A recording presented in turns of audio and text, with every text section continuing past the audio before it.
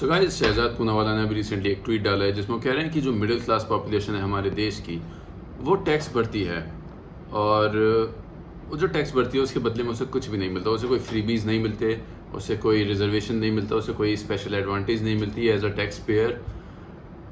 उसको मिलता है तो सिर्फ बैड एयर क्वालिटी, उसको मिलता है ब्रोकन रोड्स, उसको मिलता है करप्शन। और ये बात सही भी है क्योंकि यार एक तरह से मिडिल क्लास जो इंसान है, एक तरह से सारी दुनिया की जिम्मेदारी उसी के कंधों पर तो है।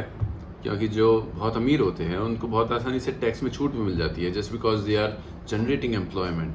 जो गरीब आदमी है उसको टैक्स भरने का कोई मतलब ही नहीं है, उसको तो बल्कि सब्सिडाइज्ड सब कुछ मिलता है, चाहे आटा हो, चाहे फ्यूल हो, चाहे ऑयल हो, चाहे मेडिकल सुविधाएं हो, चाहे एजुकेशनल सुविधाएं हो। गरीब आदमी को फ्री ही मिलता है, ऑलमोस्ट फ्री मिलता है।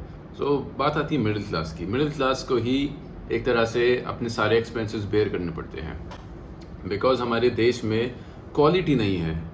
चाहे जो पब्लिक इंफ्रास्ट्रक्चर बना हुआ है, ऐसा नहीं है कि सरकार उस पर खर्चा नहीं करती है, सरकार खर्चा करती है। सरकारी जो स्कूल होते हैं उसमें टीचर्स की सैलरी भी जाती है, सरकारी हॉस्पिटल्स जो होते हैं उसमें सारे स्टाफ की सैलरी जाती है।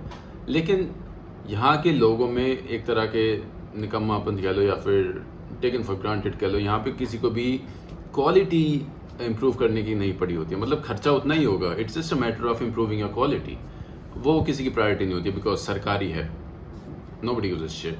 तो उस केस में जो मिडिल क्लास इंसान है उसको अपनी एजुकेशन प्राइवेट लेनी होती है, अपनी हेल्थ केयर भी प्राइवेट लेनी होती है। और आप जानते ही हैं आज की डेट में इन दोनों ही सेक्टर्स का कितना बुरा हाल है। नर्सरी क्लास के बच्चों की इतनी हैवी फीस जाती है और छोटे से छोटी चीज़ के लिए भी आप हॉस्पिटल चले जाओ तो लाखों का बिल बन जाता है। उस मिडिल क्लास को अपनी सैलरी का 20, 25, 30% सरकार को एज अ इनकम टैक्स भी देना होता है। फिर वो इंसान, वो मिडिल क्लास अगर थोड़ा भी ठीक ठाक कर रहा है अपनी ज़िंदगी में, वो थोड़ी बहुत कार वगैरह ले आए, उस कार पे भी उसको हैवी टैक्स देना पड़ता है, रोड टैक्स देना पड़ता है, तरह तरह के टैक्स देने पड़ते हैं। उस कार को चलाने के लिए उसे टोल टैक्स देना पड़ता है। उसकी लाइफ का हर एक एस्पेक्ट टैक्स करा जाता है। मतलब इट्स लाइक कि the government is consciously trying to punish उस इंसान को जिसके एम्बिशंस हैं, उस इंसान को जो कुछ ज़िंदगी में चाहता है, कुछ अच्छा फील गुड करना चाहता है अपनी ज़िंदगी में, तो अपने शौक के लिए थोड़ा बहुत इधर की चीज़ कर ले तो उसको इतना हैविली टैक्स करा जाता है कि मतलब एक तरह से उसने इनकम टैक्स भी दिया 30%, उसके बाद फिर उसे हर चीज़ पे टैक्स देना पड़ता है, मतलब कुछ भी लो। सो एक तरह से एक अर्निंग पर्सन जो होता है हमारे देश में वो सिर्फ टैक्स ही भरता रहता है और उसको बदले में कुछ नहीं मिलता। मतलब कई बार हम ऐसे पॉइंट्स उठते हैं कि भाई यूरोप में जो है 40% टैक्स, 45% टैक्स है, तो यहाँ इंडिया के लोग क्यों कंप्लेन कर रहे हैं? वेल, जो यूरोप में 40, 45, 50% टैक्स लिया जाता है जिस देश में, वहाँ पर सुविधाएं जो हैं, जैसे मैंने कहा कि एजुकेशन, अगर गवर्नमेंट एजुकेशन दे रही है तो मतलब सीरियसली गवर्नमेंट एजुकेशन दे रही है, सिर्फ नाम के लिए नहीं दे रही है। वहाँ पे एक्चुअली में क्वालिटी कंट्रोल है, वहाँ पे एक्चुअली में कॉन्शियसली क्वेश्चंस करे जाते हैं गवर्नमेंट को कि क्वालिटी यहाँ पे क्यों डिग्रेड हो रही है एजुकेशन की। बिकॉज सारा देश उसी चीज़ पे डिपेंडेंट है, बिकॉज पब्लिक इंफ्रास्ट्रक्चर इस तरह से बना हुआ है कि आप टैक्स दोगे तो फिर आपको फ्री पढ़ाई मिलेगी। और फ्री का मतलब ये नहीं है कि डिग्रेडेड इन क्वालिटी। बाहर के देशों की आप एजुकेशन देख लो, हेल्थ केयर देख लो, बहुत अच्छी है, बहुत अच्छी है। अगर हम पब्लिक पॉइंट ऑफ व्यू से देख लें, government education point of view से देख लें या government provided health care point of view से देख लें, तो इंडिया के कंपैरिजन में बहुत अच्छी है, कोई कंपैरिजन ही नहीं है। बाहर के देशों की एयर क्वालिटी देखो, बाहर के देशों का सड़कें देखो, बाहर के देशों की वाटर बॉडीज़ देखो, हमारे यहाँ देखो यार। मतलब गंगा जैसी नदी, यमुना जैसी नदी जिनको हम पूजा करते हैं, जिनको हम पूजते हैं हमारे कल्चर में, क्या गंद मचा रखी है। कोई कंट्रोल नहीं है, सिर्फ मन मर्जी, जिसका मन आया कचरा फेंक रहे हैं। मतलब उसको कोई इम्पोज नहीं करा जाता कोई भी रूल। ठीक है, अगर गंदी है तो साफ़ कब होंगी? ठीक है, साफ़ कब होंगी भाई? ऐसा दिन कब आएगा कि हम गंगा जल आराम से पी सकें, हम यमुना का जल पी सकें? बिकॉज एक टाइम था जब लोग पी जाते थे और इतना साफ हुआ करता था। तो सरकार टैक्स बहुत ले रही है लेकिन बदले में मिडिल क्लास को कुछ नहीं मिलता। एयर क्वालिटी बकवास, एक नंबर की बकवास एयर क्वालिटी। आदमी सोचता है भाई क्या ही करेंगे कमा के, जब हमारी जो हम सांस भी नहीं ले सकते। सोचो, ये हाल है। कोई मतलब कोई मेजर्स दिखते ही नहीं है यार हमारी सोसाइटी में। ऐसा लगता है कि चलता है, सब कुछ चलता है यार, ठीक है।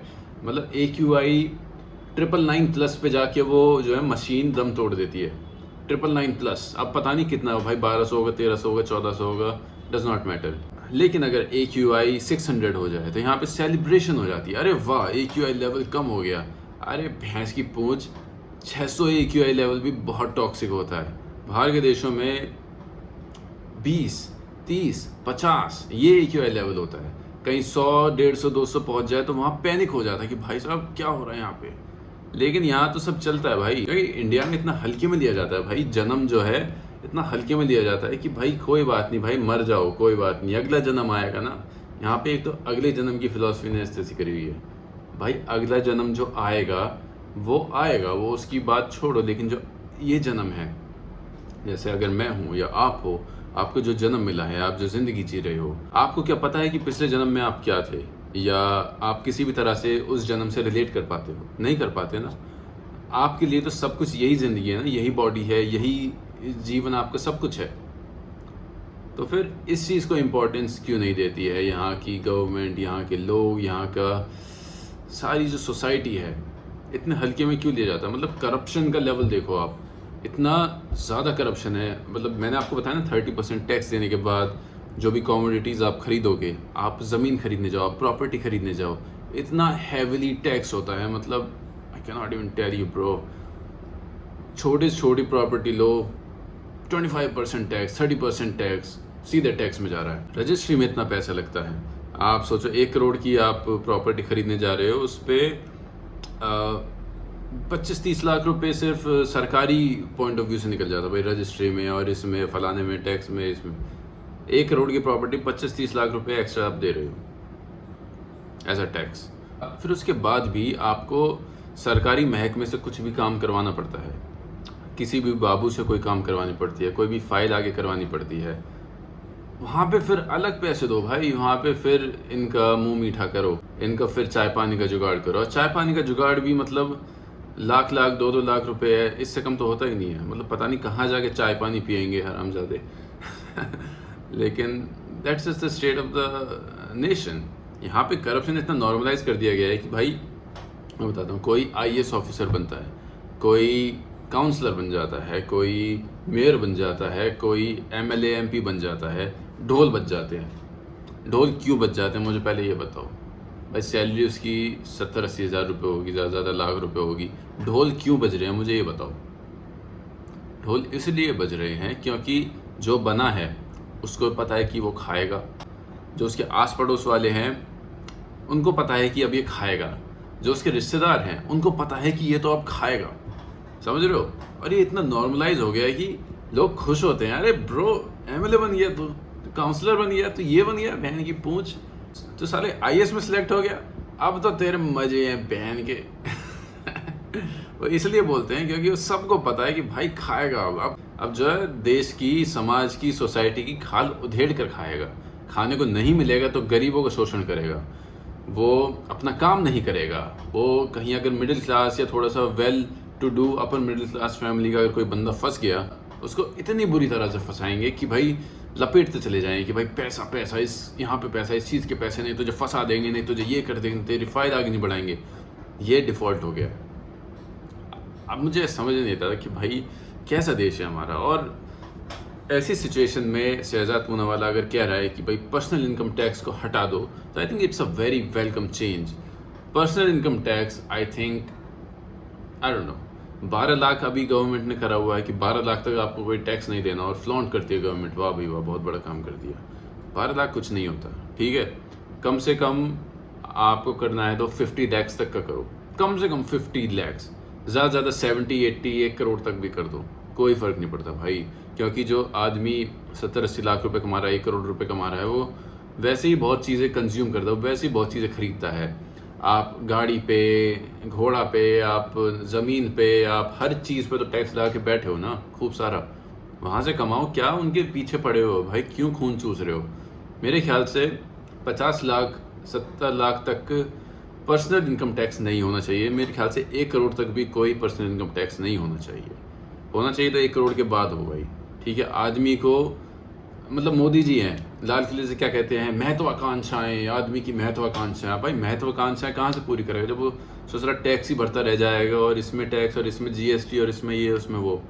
आदमी की महत्वाकांक्षा होती है जीने का एक तरीका, वो जी सके अपनी ज़िंदगी। और अगर आप टैक्स ले रहे हो, अगर आपको छूट नहीं करनी है पर्सनल इनकम टैक्स में, तो फिर आप इंश्योर करो कि आपकी पब्लिक इंफ्रास्ट्रक्चर, आपका जो पब्लिक हेल्थ केयर हो गई, पब्लिक गवर्नमेंट एजुकेशन हो गई, वो इतना अच्छा हो कि हर आदमी उस चीज़ का फ़ायदा उठा सके। तो आप इतना इंश्योर करो कि उसकी क्वालिटी इतनी अच्छी हो कि देश का हर आदमी उस चीज़ पर रिलाई कर सके।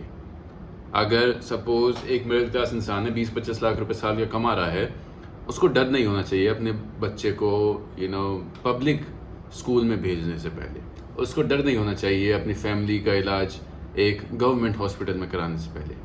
अगर आप इतना कर सको, टैक्स लो, ठीक है, अगर आप टैक्स ले रहे हो तो लो, इतना करो। अगर इतना नहीं कर सकते तो फिर टैक्स छोड़ो भाई, पर्सनल इनकम टैक्स छोड़ो, बिकॉज सरकार ऑलरेडी बहुत कमाती है।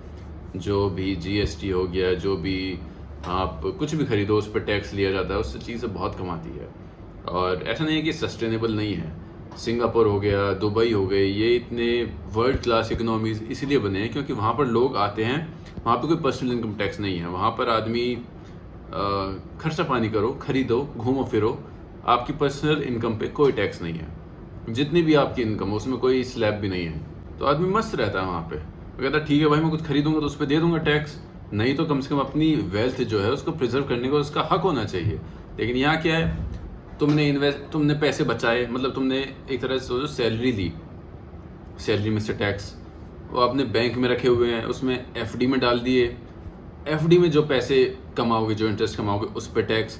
तुम म्यूचुअल फंड्स में डाल दो, म्यूचुअल फंड्स में से जो आपको इंटरेस्ट आएगा उस पर टैक्स। आप कुछ भी स्टॉक मार्केट प्ले कर रहे हो उसमें से भी कुछ कमा लो, उस पर टैक्स। आप यहाँ पे कोई ज़मीन खरीद रहे हो, ठीक है, जो इनकम है उसी से खरीद रहे हो ना ज़मीन, इनकम पे ऑलरेडी आप बहुत सारा टैक्स दे चुके हो। उसके बाद जो फिल्टर्ड पैसा है उससे आप ज़मीन खरीद रहे हो, फिर आप कहीं और ज़मीन खरीदोगे, फिर वहाँ पे आपका जो प्रॉफिट मार्जिन हुआ उस पर टैक्स। सिर्फ टैक्स देते रहो, सिर्फ टैक्स देते रहो इस देश में, उसके बदले में आपको मिलेगा सिर्फ और सिर्फ घंटा। And it's just so unfortunate. मतलब I love my country, but सही में यार कभी कभी तो ऐसा लगता है कि किस्मत ही फूट गई यहाँ पैदा होकर। चलो ठीक है भाई, अब क्या ही करें, हो गए तो हो गए।